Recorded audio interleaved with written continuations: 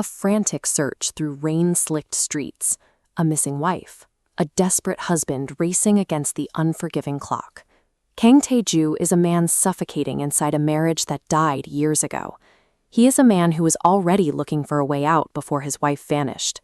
Mere hours before Ko Se-yoon disappeared, Tae-ju sat across from her and demanded a divorce, desperate to break away from her father's hospital empire and her own cold precision.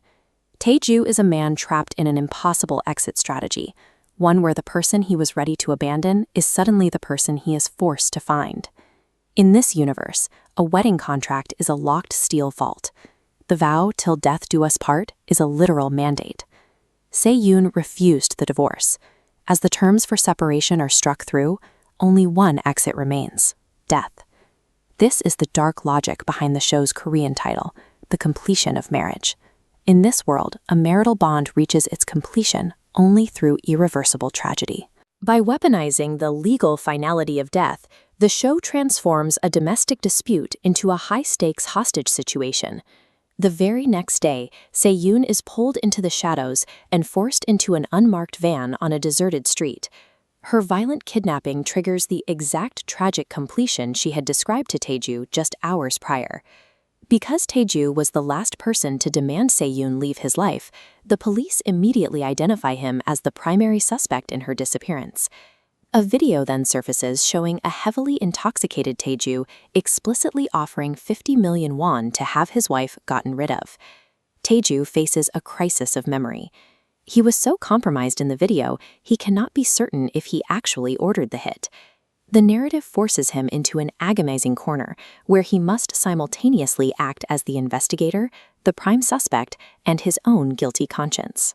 This chart shows the kidnapper's ransom demands, starting at 1 billion won and spiking higher before Tae-ju can respond.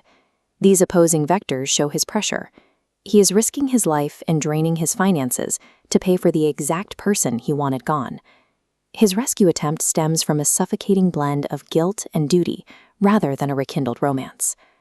Flashbacks of the couple laughing on a mountain emphasize the severe emotional wreckage of their present state, where they sit as strangers sharing a surname. Fighting to save someone you are actively discarding creates the psychological tension that drives the show. To understand why they couldn't simply separate, we must look at the surrounding power structures. Se-yoon's father founded a massive hospital building that now overshadows every aspect of their lives. In this world, marriage is a transaction involving institutional power and deeply buried secrets. Beneath the corporate weight lies a hidden trauma. A past miscarriage permanently shattered their emotional connection, building walls that they never learned to dismantle. Their marriage functions as an emotional prison, built from unresolved grief and power that cannot be dismantled by a simple signature. The drama examines the shape of connection when it is forced to survive a life-threatening crisis. The crisis doesn't erase their resentment. Instead, the couple must painstakingly fit the broken pieces of their lives back together into a jagged, uneven structure. Critics have given the premiere an 8.5 out of 10, noting the show's ability to sustain tension without relying on spectacle or easy answers. The husband leaves the audience unsettled, suggesting love and suspicion are mirrors of one another.